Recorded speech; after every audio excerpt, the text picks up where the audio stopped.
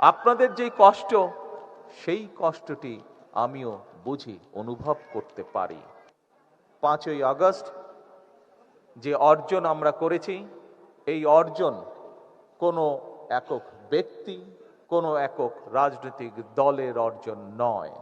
আমার মাকে যদি জিজ্ঞেস করতে পারতাম, মা, গত 17 বছর আপনার উপরে যে মানসিক এবং শারীরিক নির্যাতন হয়েছে, আপনি কি চান আমি তার প্রতিশোধ নেই?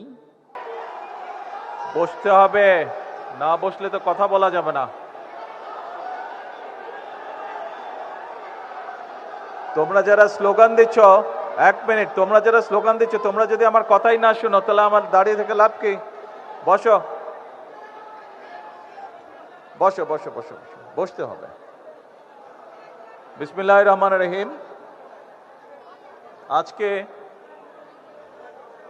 জুলাই 24 শহীদ পরিবার সোসাইটি এবং আমরা জুলাই যোদ্ধা কেন্দ্রীয় কমিটি আয়োজিত এই অনুষ্ঠানের সভাপতি, আয়োজকবৃন্দ, মঞ্চে উপস্থিত মন্ত্রী পরিষদ এবং জাতীয় সংসদের সদস্যবৃন্দ, আমার সামনে উপস্থিত জুলাই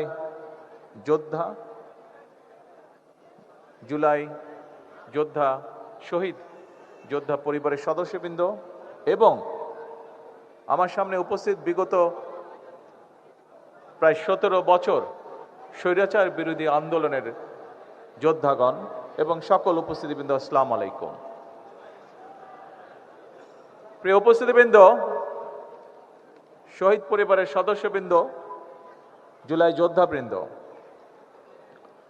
আমি এখানে এতক্ষণ বসে বসে আপনাদের যারা বক্তব্য রেখেছেন তাদের বক্তব্যগুলো আমি শুনছিলাম। এখানে বিভিন্ন মানুষ বক্তব্য রেখেছেন। কেউ বক্তব্য রেখেছেন যারা আপনজনকে এই জুলাই আন্দোলনের সময় অথবা বিগত 17 বছরের আন্দোলনের সময় হারিয়েছেন আপনজনকে। এখানে এমন মানুষ বক্তব্য রেখেছেন যারা বিগত 17 বছর স্বৈরাচার বিরোধী আন্দোলনে অথবা জুলাই আন্দোলনে অন্ধ হয়েছেন বা পঙ্গুত্ব বরণ করেছেন। আপনারা আপনাদের বক্তব্য রেখেছেন। আপনাদের মাধ্যমে অনেকে বক্তব্য রেখেছে বা তাদের কথা বলেছে। কেউ কেউ বিভিন্ন রকম দরখাস্ত বা চিঠির মাধ্যমে তাদের বক্তব্য আমাকে উপস্থাপন করেছেন। সবার কথার মোটামুটিভাবে একটি মূল সারমর্ম যে আমরা বিভিন্নভাবে আত্মত্যাগ করেছি, আমাদের কেউ জীবন দিয়েছে আপনজন, কাজেই তার একটি মূল্যায়ন বা স্বীকৃতি আমরা চাই। প্রিয় শহীদ পরিবারের সদস্য, প্রিয় স্বৈরাচারের বিরোধী এবং জুলাই আন্দোলনের যোদ্ধাবৃন্দ, অবশ্যই এই মূল্যায়ন আপনাদের প্রাপ্য। তবে আমি যে চেয়ারটাতে বসেছিলাম, ওই চেয়ারটাতে বসে আমি চিন্তা করছিলাম, আমি যদি এই মুহূর্তে আমার মাকে যদি জিজ্ঞেস করতে পারতাম, মা, গত 17 বছর আপনার উপরে যে মানসিক এবং শারীরিক নির্যাতন হয়েছে, আপনি কি চান আমি তার প্রতিশোধ নেই? কারণ সেই 1 মিনিট আগে, এখন আমাকে কথা বলতে দিতে হবে। 1 মিনিট আমার কথা শুনতে হবে, আপনাদের কথা আমি শুনেছি। আমি যদি আমার মাকে জিজ্ঞেস করতাম যে আপনি কি চান আপনার সাথে যে অবিচার অন্যায় হয়েছে তার প্রতিশোধ আমি নেই, কারণ সেই প্রতিশোধ নেবার ক্ষমতা আল্লাহ রাব্বুল আলামিন আমাকে দিয়েছেন। আমার মায়ের সন্তান হিসাবে আমি নিশ্চিত আমার মা আমাকে বলতেন, তোমার দায়িত্ব দেশের সকলকে ঐক্যবদ্ধ করে সামনে এগিয়ে যাওয়া, দেশকে সামনে নিয়ে যাওয়া। আমি যদি আমার ভাইটিকে জিজ্ঞেস করতে পারতাম যে তুমি কি চাও তোমার সাথে যে অন্যায়, যে অবিচার হয়েছে, যেভাবে তোমাকে মৃত্যুর মুখে ঠেলে দেওয়া হয়েছে, যারা এর জন্য দায়ী তাদের বিরুদ্ধে আমি প্রতিশোধ নেই, কারণ সেই ক্ষমতা আল্লাহ আমাকে এখন দিয়েছেন। আমি নিশ্চিত দুভাই আমরা একসাথে বড় হয়েছি, তাকে আমি চিনি, তাকে আমি জানি, একই রক্ত আমাদের শরীরে প্রবাহিত।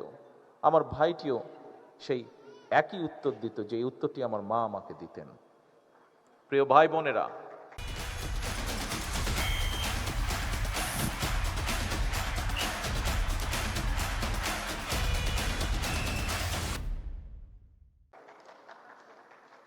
আমি 17 বছর আগে যখন এই দেশ ছেড়ে চলে যেতে বাধ্য হয়েছিলাম, আমি কি অবস্থায় গেছিলাম সেই বিবরণে আমি যেতে চাই না। তবে যখন আমি চলে যাই তখন আমার বহু সহকর্মীকে আমি দেখে গিয়েছিলাম।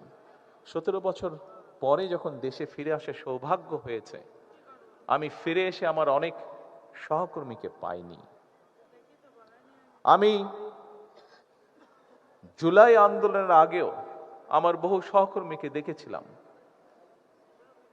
ছাত্রদল সহ, আমার বিএনপি সহ আমার দলের বহু নেতাকর্মী, বহু সহকর্মীকে দেখেছিলাম, যাদেরকে 5ই আগস্টের পরে আমি আর পাইনি, কারণ তারা পৃথিবীতে নেই, তারা পৃথিবী চলে গিয়েছেন। আমি 17 বছর আগে যখন এই দেশ ছেড়ে চলে গিয়েছিলাম বাধ্য হয়ে, তখন আমার বহু সহকর্মীকে দেখে গিয়েছিলাম সুস্থ সবল এক তরুণ যুবক। 17 বছর পরে যখন ফিরে এসেছি, তাকে আমি দেখেছি তার কোনো অঙ্গহানি হয়েছে, শারীরিকভাবে ক্ষতিগ্রস্ত হয়েছে। একই ঘটনা ঘটেছে 5ই আগস্টের আগে এবং পরে। প্রিয় সকল উপস্থিতিবৃন্দ, জুলাই শহীদ পরিবারের সদস্যবৃন্দ, জুলাই যোদ্ধাবৃন্দ, স্বৈরাচার বিরোধী আন্দোলনের সকল যোদ্ধাবৃন্দ যারা এখানে উপস্থিত আছেন, দেখুন, আপনি যখন স্বৈরাচারের বিরুদ্ধে জুলাই আন্দোলনের আগে, বিগত এক যুগে এবং জুলাই আন্দোলনের সময় মাঠে নেমেছিলেন, আপনার উদ্দেশ্য, লক্ষ্য কি ছিল? আপনার উদ্দেশ্য ছিল এই দেশ, এই দেশের জনগণ, এই দেশের মাটি, এই দেশকে এমন একটি দেশে রূপান্তর করা যেখানে মানুষ তার অধিকার, তার যোগ্যতা সবকিছু নিয়ে সম্মানের সঙ্গে বেঁচে থাকবে। এই দেশের মানুষ নিরাপদে চলবে, তার যোগ্যতা অনুযায়ী তার প্রাপ্য সম্মান সে পাবে, তার ন্যায্য অধিকার সে পাবে। এর ভিতরে অনেকগুলো বিষয় আছে। অবশ্যই আপনারা যেই ত্যাগ স্বীকার করেছেন তার মূল্যায়নও দেওয়া এই দেশ এবং এই জাতির অবশ্যই একটি দায়িত্ব, গুরুত্বপূর্ণ বলে আমি বিশ্বাস করি। কিন্তু একই সাথে যে মানুষটিকে, পরিবারের যে সদস্যটিকে আমরা হারিয়েছি, তার লক্ষ্য উদ্দেশ্য কি ছিল? তার লক্ষ্য উদ্দেশ্য ছিল এই দেশের মানুষের ভাগ্যের পরিবর্তন, এই দেশের ভাগ্যের পরিবর্তন। আপনি নিজে যে চোখ হারিয়েছেন বা কোনো অঙ্গহানি হয়েছে, এই দেশকে স্বৈরাচার মুক্ত করতে গিয়ে, এই দেশের মানুষের অধিকারকে প্রতিষ্ঠিত গিয়ে আপনার নিজের লক্ষ্য বা উদ্দেশ্য কি ছিল? আপনার লক্ষ্য উদ্দেশ্যও তো ছিল এই দেশ, এই দেশের মানুষের। তাহলে এখন যখন একটি পরিবর্তন হয়েছে, এখন যখন এই দেশের মানুষ স্বৈরাচার মুক্ত একটি দেশকে প্রতিষ্ঠিত করতে পেরেছে, তাহলে যে জন্য আপনি সেদিন নিজের জীবন বাজি রেখে রাজপথে এসেছিলেন, যে জন্য সেদিন আপনাকে দেখে উদ্বুদ্ধ হয়ে এই দেশের লক্ষ কোটি জনতা দলমত নির্বিশেষে, রাজনৈতিক নিরপেক্ষ জনতা সেদিন যে নেমে এসেছিল, সেই নেমে আসাটাকে কেন আমরা শ্রদ্ধার সঙ্গে গ্রহণ করব না? প্রিয় ভাই বোনেরা, আমি সকল সময় বলে থাকি, 5ই আগস্ট যে অর্জন আমরা করেছি, এই অর্জন কোনো একক ব্যক্তি, কোনো একক রাজনৈতিক দলের অর্জন নয়, বরং এই অর্জন দল মত নির্বিশেষে বাংলাদেশের প্রত্যেক প্রত্যেকটি গণতন্ত্রকামী, প্রত্যেকটি শান্তিপ্রিয় মানুষের এটি অর্জন। এই অর্জন করতে গিয়ে আপনাদের যারা উপরে বসে আছেন, এ পাশে যারা বসে আছেন আমার হাতের ডান দিকে, তারা হয়তো দেখতে পাচ্ছেন, নিচে যারা বসে আছেন তারা প্রত্যেকে যদি আপনাদের ডান দিকে তাকান দেখবেন একটি ব্যানার আছে, ব্যানারে লেখা আছে জুলাইয়ে শহীদ হওয়া সর্বকনিষ্ঠ ফুলগুলো। জাতিসংঘের হিসাব অনুযায়ী 65 জন শিশু সেদিন শহীদ হয়েছিল। এই বাচ্চাগুলো শহীদ হয়েছিল, তাদের কি কোনো অপরাধ ছিল? তাদের অপরাধ ছিল না, কিন্তু দেশকে স্বৈরাচার মুক্ত করতে গিয়ে যেভাবেই হোক এই শিশুগুলো সেদিন জীবন দিয়েছে। এইরকম এখানে স্বরাষ্ট্রমন্ত্রী উল্লেখ করে গিয়েছেন যে জাতিসংঘের হিসাবে প্রায় 1400 মানুষ সেদিন শহীদ হয়েছিলেন। সেই উত্তাল দিনগুলোতে যতটুকু সম্ভব হয়েছে আমার পক্ষে, আমি যতটুকু বিভিন্নভাবে শত বাধা বিপত্তির মধ্যেও বিভিন্নভাবে খোঁজ করছিলাম আমার নেতাকর্মীদের মাধ্যমে, এই রাকিব সেদিন সেখানে ছিল, সেই মধ্যে আমাদের আবিদ সেখানে ছিল সেদিন, এই পাটোয়ারি সেখানে ছিল সেদিন, আরো অনেকে এখানে উপস্থিত যারা সেদিন, যাদের মাধ্যমে আমি বিভিন্নভাবে খোঁজ করছিলাম। আমার হিসাব মতেন, হ্যাঁ অনেকে অনেক হিসাব দিয়েছে, কিন্তু আমার হিসাবের মতে শুধু জুলাই আন্দোলনেই শহীদ হয়েছে অন্তত 2000-এর মতন মানুষ। 30,000-এরও বেশি মানুষ বিভিন্নভাবে সেদিন ক্ষতিগ্রস্ত হয়েছেন শারীরিকভাবে। আজকে সমগ্র বাংলাদেশের মানুষের প্রত্যাশা, যে জন্য এতগুলো মানুষ জীবন দিয়েছে, এই মঞ্চে অন্তত আমি আমার কথা এবং স্বরাষ্ট্রমন্ত্রীর কথা বলতে পারি। মঞ্চের সামনে খোকন বসে আছে, মঞ্চের সামনে রাকিব বসে আছে, পাটোয়ারিকেও মাঝে মাঝে দেখি আমি, সত্তার পাটোয়ারিকে আমি মাঝে মাঝে দেখি শারীরিক যন্ত্রণায় আত্মনাদ করে।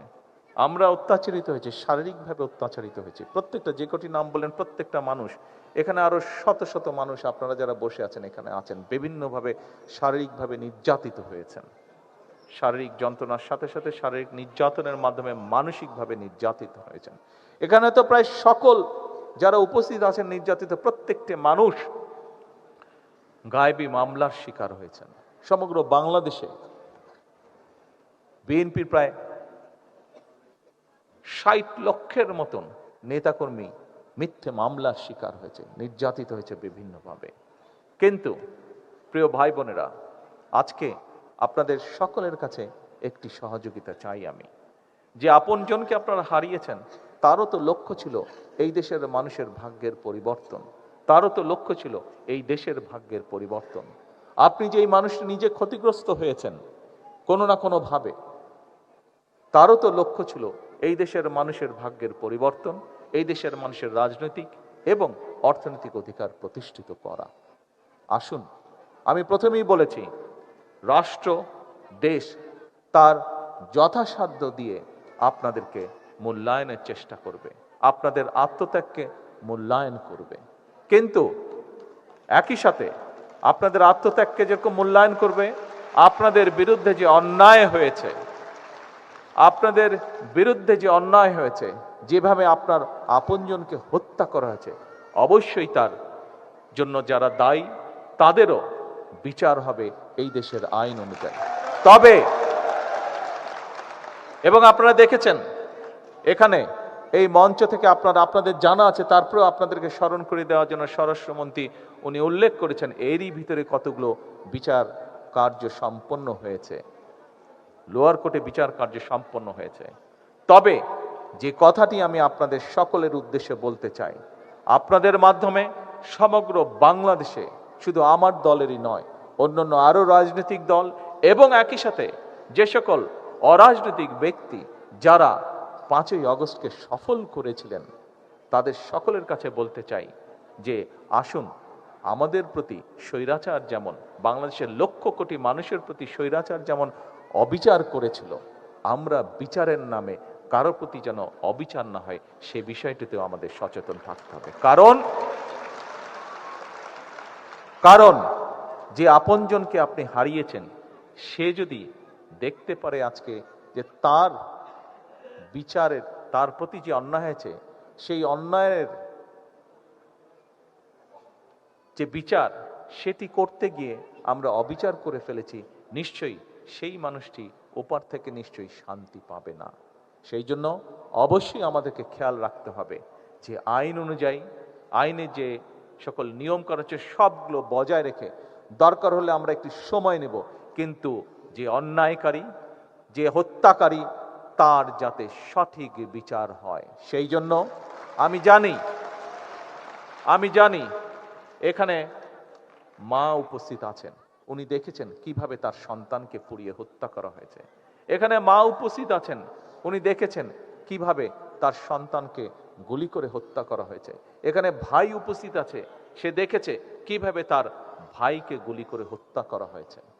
আপনাদের এই কষ্টের বিপরীতে শুধু একটি কথাই আমি বলতে চাই, দেখুন আপনাদের যে কষ্ট, সেই কষ্টটি আমিও বুঝি, অনুভব করতে পারি।